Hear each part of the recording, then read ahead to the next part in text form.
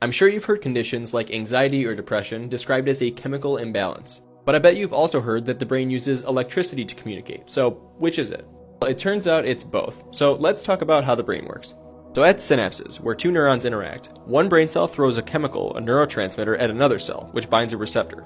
This is a chemical signal being passed between cells, you probably knew this.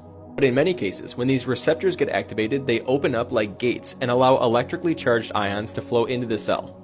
If enough positively charged ions enter the cell, it might fire an action potential, which travels all the way down the length of the cell. But then what?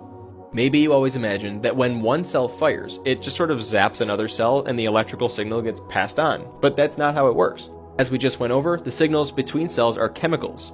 No one ever talks about this, but the whole purpose of that action potential is to cause the cell to release its own chemicals. Let me show you. At the synapse, the neurotransmitters are hanging out in these little bubbles called vesicles, and when the action potential reaches the synapse, it causes the vesicle to dump the neurotransmitter into the synapse. So, it all starts with a chemical signal passed between cells. This leads to an electrical signal passed within a single cell. And when that electrical signal reaches the synapse, it triggers another chemical signal. A chemical imbalance is an electrical imbalance. The two work hand in hand. Follow me if you'd like to learn more about neuroscience.